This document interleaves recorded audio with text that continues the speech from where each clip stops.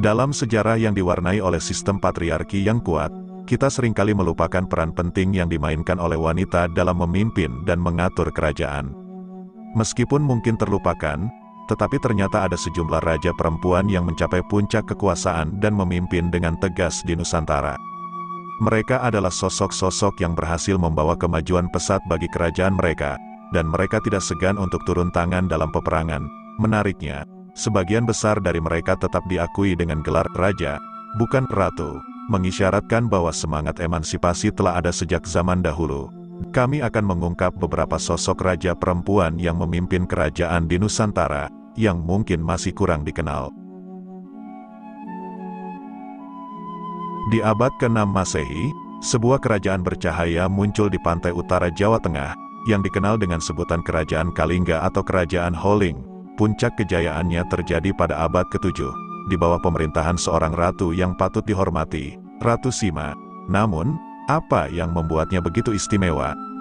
Ratu Sima, atau Hesimo, lahir sekitar tahun 611, di daerah Musi Banyuasin, Sumatera Selatan. Kehidupannya menjadi legenda karena pemerintahan yang kuat dan penuh keadilan. Saat tumbuh dewasa, Ratu Sima menikahi Raja Kartikeya Singha, penguasa Kalingga yang berkuasa sejak tahun 648 hingga 674. Pernikahan mereka dikaruniai dua anak, Parwati dan Narayana. Pada tahun 674, Raja Kartikeya Singha meninggal dunia, dan Ratu Sima mengambil alih tahta. Dia naik tahta dengan gelar Sri Maharani Mahisasuramardini Satyaputikeswara. Meskipun seorang ratu yang tegas, Ratu Sima dicintai oleh rakyatnya karena mereka hidup dalam kedamaian dan ketentraman.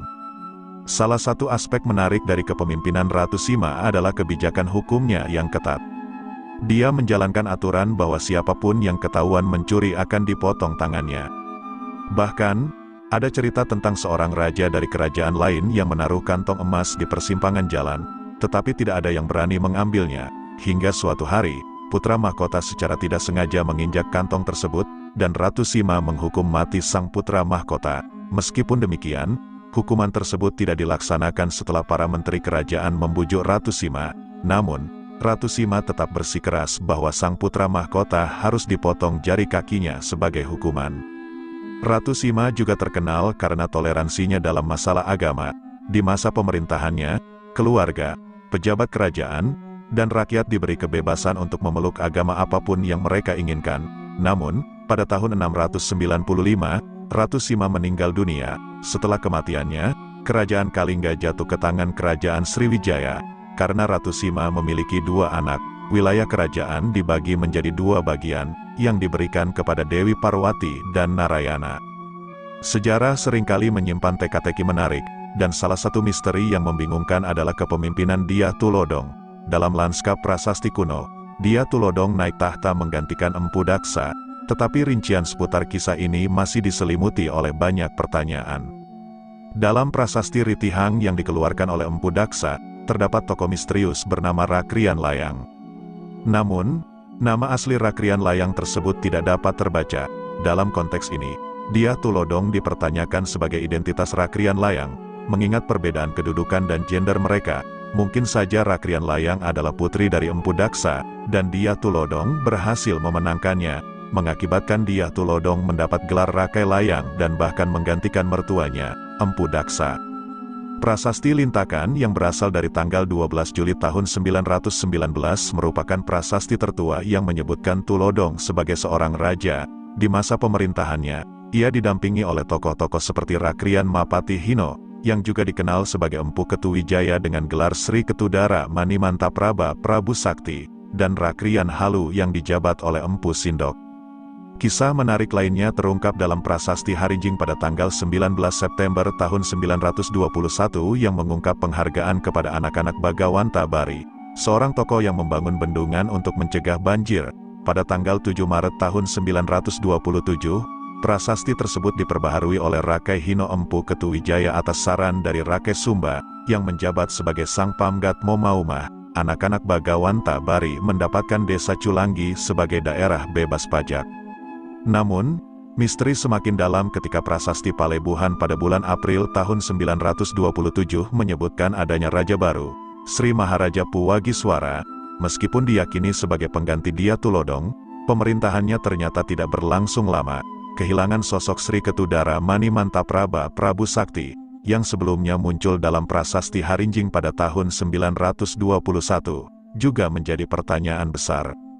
Dalam riwayat yang mengilhami masa keemasan Kerajaan Majapahit, terdapat sebuah nama yang tak boleh dilupakan, Putri Gayatri. Lengkapnya, Dia Dewi Gayatri Kumara Rajasa. Wanita ini hidup pada abad ke-13 dan berasal dari Kerajaan Singasari pada masa pemerintahan Kertanegara. Kehidupannya yang penuh intrik dan perjuangan membuatnya menjadi salah satu tokoh paling menarik dalam sejarah Nusantara. Gayatri adalah istri dari Raden Wijaya, yang kemudian menjadi raja pertama Majapahit, tahun 1293 sampai tahun 1309. Oleh karena itu, ia dianugerahi gelar Raja Patni, yang berarti pendamping raja. Dari pernikahan mereka, lahir keturunan yang akan mewarisi tahta Majapahit, seperti Tribuwana Tunggadewi dan Hayam Wuruk. Kisah hidup Putri Gayatri penuh dengan intrik, pembunuhan, dan pemberontakan yang melanda kerajaan di masa lalu. Buku berjudul Gayatri Rajapatni, Perempuan di Balik Kejayaan Majapahit, yang ditulis oleh Prof. Paul Drake, seorang sejarawan dan mantan diplomat dari University of British Columbia, Kanada, memberikan gambaran lebih dalam tentang sosok Gayatri dan peran besar yang dimainkannya dalam sejarah Majapahit. Salah satu peristiwa terkenal adalah ketika Gayatri menyamar sebagai budak di lingkungan musuh. Hal ini terjadi ketika Istana Singasari diserang oleh pasukan Kediri, yang mengakibatkan kematian kedua orang tuanya. Gayatri yang saat itu tengah belajar di belakang istana berhasil selamat dari pembantaian. Untuk menyamarkan identitasnya, Gayatri mengganti namanya menjadi Ratna Sutawan, melepaskan pakaian istana, dan berpura-pura sebagai putri dari pegawai rendahan keraton. Bersama pengasuhnya, Sodrakara, mereka dibawa ke Kediri sebagai tawanan dan ditempatkan di bangsal perempuan keraton Kediri. Sebelum meninggalkan istana Singasari, Gayatri meminta izin kepada Sodrakara untuk melihat jasad orang tuanya yang telah meninggal, memberikan penghormatan terakhir. Selama masa penyamarannya, dia berhasil mengumpulkan informasi penting dan merancang strategi untuk membangkitkan kerajaan yang hancur akibat serangan musuh. Ambisinya tumbuh setelah bertemu dengan Pangeran Wijaya, seorang pejuang yang juga berhasil selamat dari serangan pasukan Kediri. Saat Pangeran Wijaya memasuki Kediri sebagai pasukan yang menyerah, pertemuan keduanya menciptakan ikatan khusus. Di bawah tekanan musuh, mereka bersama-sama merencanakan untuk membangun kembali dinasti yang baru dengan visi yang diwarisi dari Kertanegara, salah seorang penguasa terdahulu. Mereka mempersiapkan serangan ke Kediri dan menjalin aliansi dengan pasukan Mongol dari China yang mendarat di Jawa pada tanggal 28 Maret tahun 1293. Kediri akhirnya jatuh pada tanggal 29 April tahun 1293. Dan Gayatri diselamatkan oleh Wijaya dan dibawa ke Majapahit untuk menjadi istrinya. Menurut Prof. Drake, Gayatri dianggap sebagai otak di balik masa keemasan dalam sejarah Nusantara, terutama di masa pemerintahan Tribuwana Tunggadewi dan Hayam Wuruk, yang dibantu oleh Gajah Mada. Bahkan, Gayatri juga dicurigai terlibat dalam kematian Raja Sah Majapahit, Jayanegara, tahun 1309 sampai tahun 1322.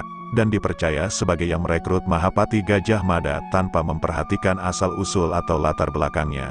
Hal ini tak mengherankan bahwa sastrawan era itu, Empu Prapanca, memujinya dalam kitab Negara Kertagama. Dalam kitab tersebut, dinyatakan bahwa adalah watak Raja Patni Gayatri yang agung, sehingga mereka menjelma pemimpin besar dunia, yang tiada tandingannya. Putri, menantu, dan cucunya menjadi raja dan ratu. Dialah yang menjadikan mereka penguasa dan mengawasi semua tindak tanduk mereka. Negara Kertagama, bab 48. Gayatri akhirnya meninggal dengan tenang pada tahun 1350, pada usia 76 tahun, pada saat Putri Tribuwana turun tahta dan menyerahkan kekuasaan kepada putra mahkota Hayam Wuruk. Di bawah pemerintahan Pati Gajah Mada dan Raja Hayam Wuruk, Majapahit mencapai kejayaan puncaknya, wilayahnya meluas hingga seluruh Nusantara, dan bagian besar dari prestasi ini dapat diterima kepada Putri Gayatri yang selalu memberikan pandangan dan saran, bahkan berperan dalam merumuskan strategi. Dalam sejarah megah kerajaan Majapahit yang gemilang, sosok yang tak boleh terlupakan adalah Tribuwana Tunggadewi, dikenal sebagai penguasa ketiga kerajaan Majapahit antara tahun 1328 sampai tahun 1350 m.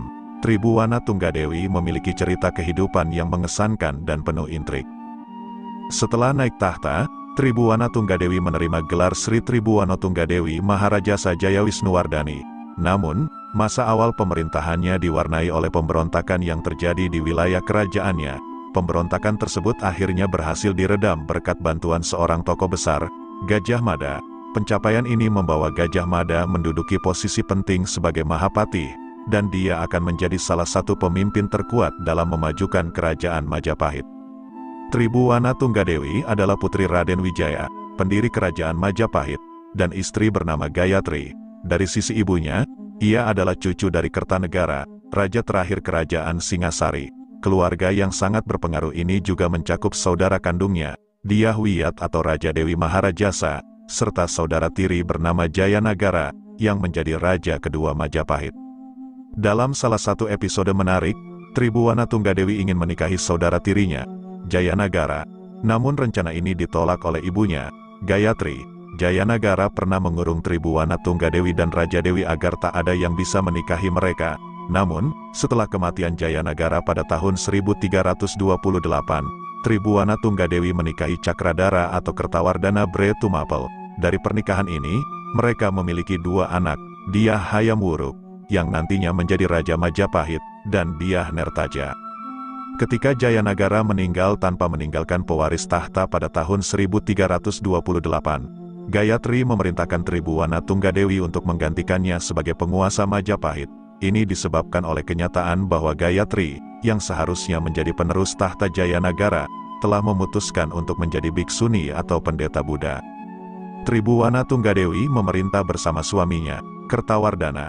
Namun, pemerintahannya tidak berjalan mulus pada awalnya. Pada tahun 1331, pemberontakan Sadeng dan Keta meletus. Tetapi berkat bantuan Gajah Mada, kedua pemberontakan itu dapat dipadamkan. Gajah Mada diberi gelar Mahapati atas jasanya, dan pada 1334, ia mengucapkan Sumpah Palapa yang terkenal.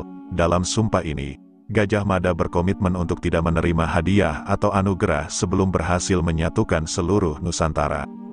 Sejak bergabungnya Gajah Mada dalam pemerintahan Tribhuwana Tunggadewi, kerajaan mengalami kemajuan pesat. Dalam rangka memenuhi sumpahnya, Gajah Mada membantu sang ratu memperluas wilayah ke seluruh penjuru Nusantara. Hasilnya, banyak kerajaan, termasuk Bali, jatuh ke bawah Panji Majapahit. Pemerintahan Tribhuwana Tunggadewi berakhir ketika ibunya, Gayatri, meninggal pada tahun 1350. Tribhuwana Tunggadewi secara resmi mengundurkan diri karena dia hanya memerintah sebagai wakil ibunya. Tahta kemudian diserahkan kepada putranya, Hayamwuruk, yang saat itu berusia 16 tahun. Walaupun melepaskan tanggung jawab utama, Tribhuwana Tunggadewi tetap terlibat aktif dalam urusan kerajaan. Dia kembali dinobatkan sebagai Bre Kahuripan dan menjadi anggota Dewan Tetua Kerajaan, Batara Sapta Prabu, yang memberikan nasihat kepada raja. Tidak diketahui dengan pasti kapan Tribhuwana Tunggadewi meninggal, namun para raton menyebutkan bahwa dia wafat setelah tahun 1371. Setelah kematian Tribhuwana Tunggadewi, ia didarmakan di Candi Pantarapura yang terletak di Desa Panggih, Trowulan, Mojokerto. Dalam catatan sejarah keagungan kerajaan Majapahit, Sri Suhita muncul sebagai raja ke-6 yang memerintah dari tahun 1429 hingga 1447. Kepemimpinannya penuh dengan kontroversi, terutama dalam hal dendam dan keputusan-keputusan yang memengaruhi kerajaan. Sri Suhita dikenal sebagai seorang yang pendendam, yang terbukti dengan hukuman penggal yang ia berikan kepada Raden Gajah, Bra Narapati. Raden Gajah adalah seorang pengikut Wikramawardhana, ayah Sri Suhita sekaligus raja kelima kerajaan Majapahit. Pemicunya adalah fakta bahwa Raden Gajah telah membunuh kakek Sri Suhita, Bre Wirabumi, dalam Perang Paregrek. Sri Suhita adalah putri dari pasangan Wikramawardhana dan Bre Daha II, yang merupakan putri Bre Wirabumi. Setelah kematian ayahnya, Sri Suhita naik tahta sebagai Raja Majapahit ke-6 dengan gelar Batara Parameswara pada tahun 1429. Selama pemerintahannya, ia dibantu oleh suaminya, Brahyang Parameswara Ratna Pangkaja. Menurut para raton, Ratna Pangkaja adalah anak dari Surawardhani, Bre Kahuripan, yang merupakan adik dari Wikramawardhana. Ayahnya adalah Raden Sumirat, Bre Pandan Salas, dengan gelar Rana Manggala. Dua peristiwa penting terjadi selama masa kepemimpinannya. Hukuman mati bagi Branarapati. Pada tahun 1433, Sri Suhita membalaskan dendam kakeknya dengan menghukum mati Raden Gajah, Branarapati, dengan cara memenggal kepalanya. Meskipun tidak ada banyak informasi yang tersedia mengenai Raden Gajah, catatan sejarah menunjukkan bahwa dia adalah pengikut Wikramawardhana, ayah Sri Suhita. Pengangkatan Arya Teja sebagai pemimpin masyarakat China di Tuban, sebagai peristiwa lain yang penting. Sri Suhita mengangkat Arya Teja sebagai pemimpin masyarakat China di Tuban. Menurut kronik Cina, ia dikenal sebagai Gan Engcu. Arya Teja adalah ayah dari Tumenggung Wilwatikta dan kakek dari Raden Said, Sunan Kalijaga, yang memegang peran penting dalam majelis dakwah Wali Songo selama pemerintahan Raden Patah di Kesultanan Demak. Arya Teja berasal dari kalangan masyarakat Arab dan merupakan seorang ulama yang memiliki hubungan saudara dengan Sunan Ampel. Setelah lebih dari 10 tahun berkuasa, Sri Suhita meninggal dunia pada tahun 1447. Karena tidak memiliki seorang putra, tahtanya digantikan oleh adik kandungnya, Dyah Kertawijaya. Beberapa pendapat menyebutkan bahwa setelah kematiannya, Sri Suhita dikebumikan dengan upacara adat yang sesuai dengan kedudukan seorang Raja Majapahit.